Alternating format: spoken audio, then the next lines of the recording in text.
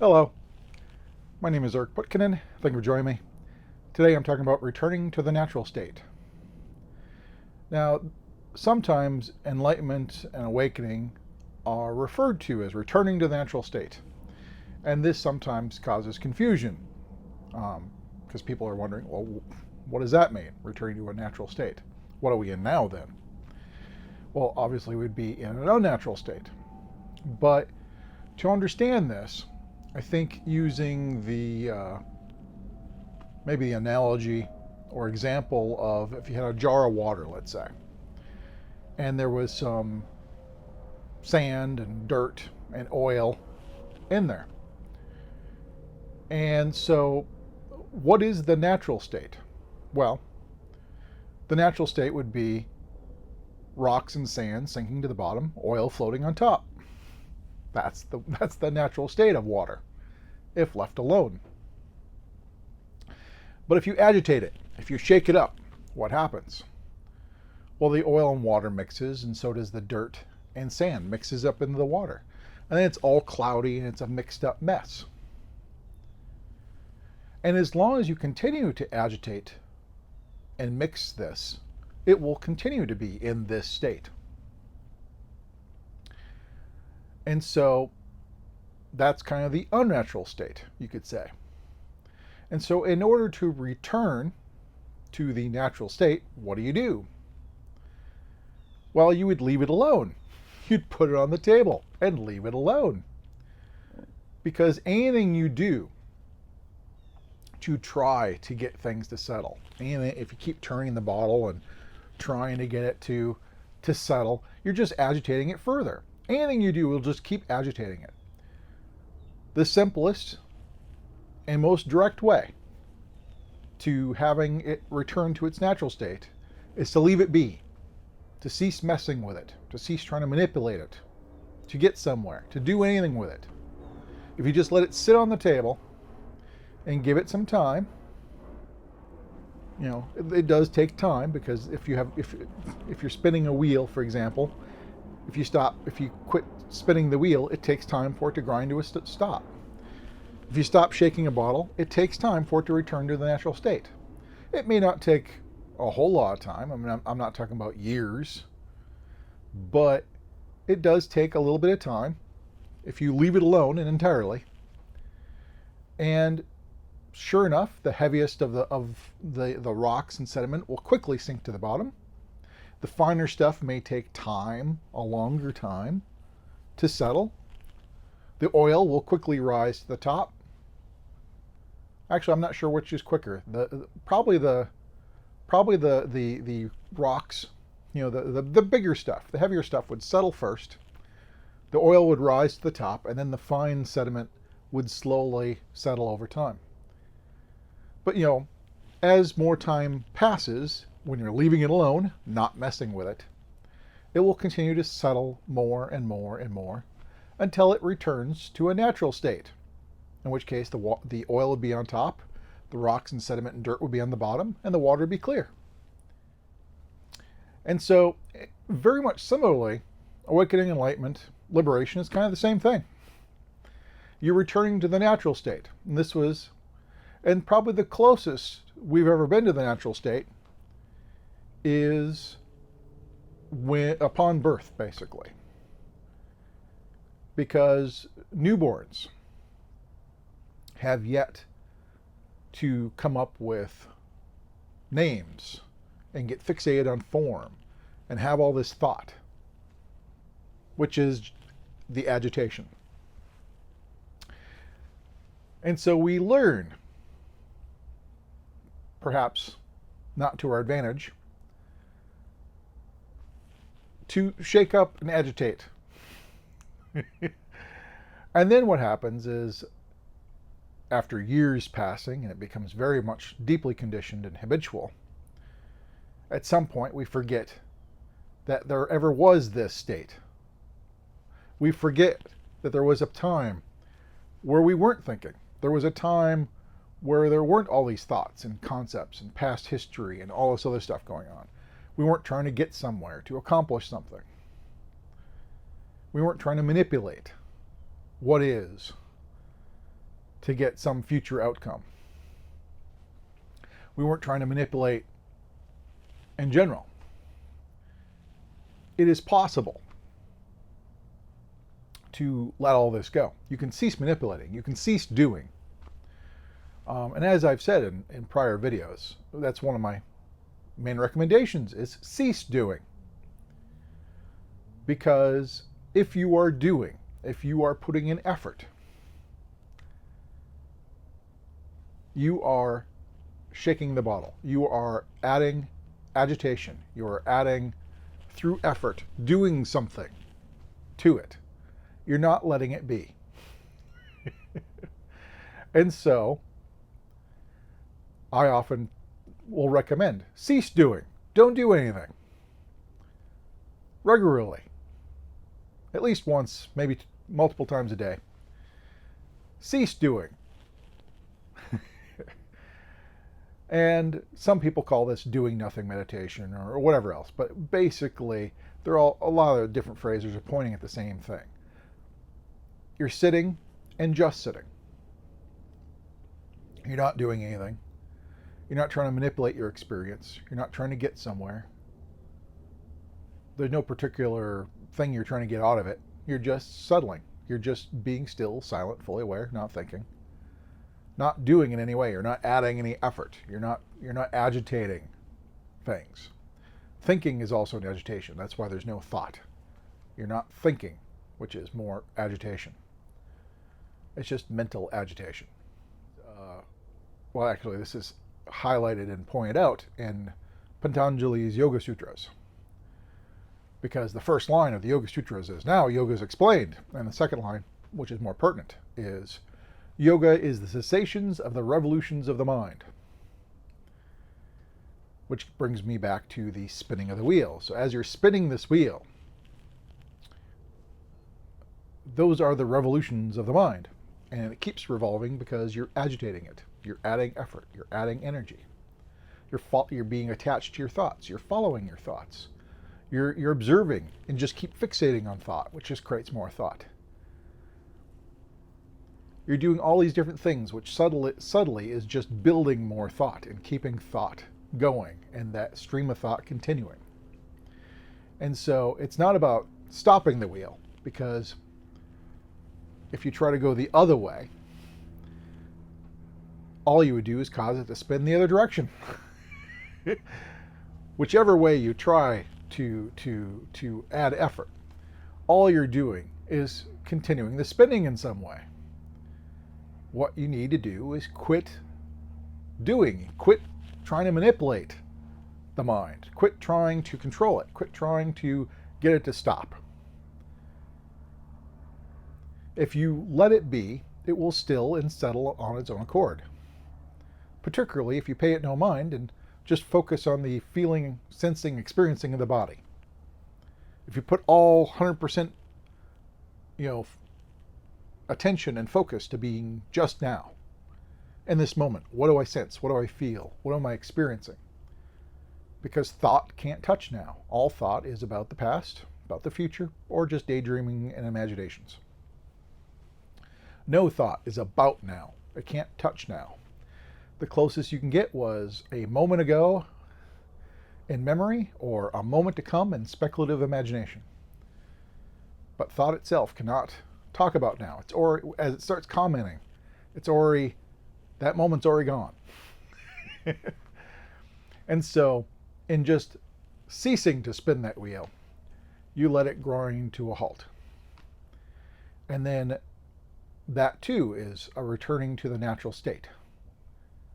More like a newborn that didn't have this revolutions of the mind constantly going.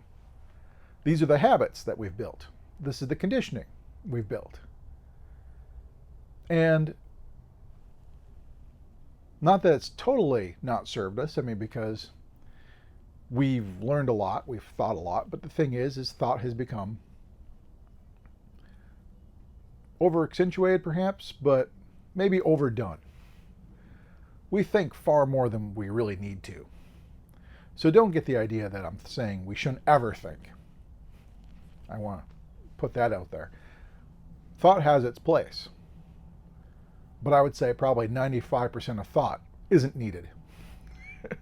However much thought we have, 95% of it could go away, because most of that thought is self-reflective.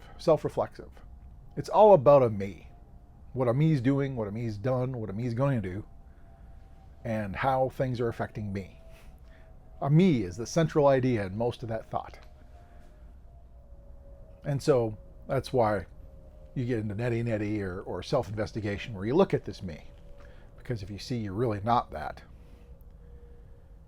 then even when the thought arises, you don't really believe it. And the brain, as I've said, is a friend. It's trying to help. And so if it brings up thoughts that more deeply you know are not true and are not relevant, they will slow down and stop on their own. So it's one of these things where ceasing to spin that wheel, ceasing the revolutions of the mind, is very similar, I think, to ceasing to shake this bottle. And the way we do this is we let it be. We don't try to do anything about it. Just let it be. Just rest as stilly as you can. Rest, because I did a prior video not long ago about resting in stillness. And yeah, there are you could be aware of where the agitation is and try to let go of the agitation, or delve into the roots of the agitation and see through it, and thus dispelling the agitation. But more often than not, that doesn't even need to be done. You just need to, best your ability, cease doing. Cease trying to do anything. Because although for maybe the biggest pain points, the most disturbing aspects of the inner agitation, it may be worth delving into, that can quickly turn into another way of trying to manipulate things, and then it just furthers the agitation all the more. And so there is a point where you can't try to cease being agitated. You just need to accept, allow, embrace the agitation and let it be, and try to let it go. Just let it settle. The agitation is there because we're adding energy and effort to it. And so if you have a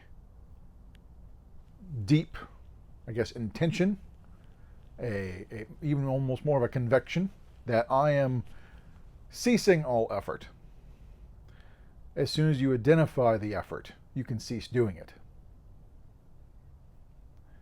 Because if you are spinning a wheel, and it's like, oh, I keep spinning a wheel, you can cease spinning the wheel. And if you get distracted, next thing you know, oh, I've started spinning the wheel again. I wasn't paying attention and I've been spinning the wheel again. I just got to cease spinning the wheel. The whole trick is to spot where you're putting in the effort and then cease doing that. And cease doing that is as simple as just stopping. You're not trying to make a new effort to stop the effort you're already doing. That would be increasing agitation. The way to cease doing is not to do something to counter the doing you're doing. Then you're doing this.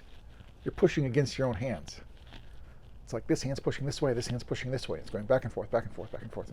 It will never stop doing, because you've now created a new circle, a new cycle of constant doing. It will just keep going. One side never wins. What you do is you cease doing, and then just let it relax. You cease the effort, and it's I find rather pleasant, because if you spot something you've been doing and you let it go, it's like it's one less thing. So, but as you cease all this doing, you just let things settle and let it take the time it needs to take. But observing, being aware, because It's funny. It's kind of like if somebody is going on a diet, for example. Many people have experienced this, but let's say you've decided you want to cut back on sugar or junk food or pop or whatever, but it's still in the house. And while you have this intention, I'm going to do this, I'm going to not do this, you might be watching a movie and suddenly realizing you're eating something. It's like, I got up and I grabbed a snack and I started eating it because that's what I always do. There's that habit. But it was so automatic that now I'm eating something even though I had the intention that I wasn't going to eat this. And it's that kind of action we got to watch out for. So as this bottle is untouched and settling, we got to make sure that we don't suddenly start grabbing it and shaking it, which is the habit, which is the conditioning. And so you got to be aware of when and how you grab. And so you might feel some effort and it's like, oh, I'm hitting the bottle again. I need to stop doing that. And you just got to be aware and catch yourself of when you are maybe even subconsciously, doing things. Because when you bring the subconscious reactions and conditioning to the conscious mind, that is the trick. That is where you can get out of that cycle, that loop. But this is all about letting it settle, letting this jar settle, letting the oil rise to the top, letting the rocks and sand sink to the bottom, by just leaving it be and letting it return to a natural state. And that's what we're doing when it comes to awakening, enlightenment, pick your term, whatever. We're returning to our natural state. We are returning to the point when we are no longer agitating and otherwise mucking things up in terms of thought, activity, conditioning, reaction, all this stuff. Because our natural state, if you really look at it, in terms of an infant does not have the deep suffering that an adult has. You do not see infants in deep regret and sorrow and guilt and loneliness and boredom and all this other stuff.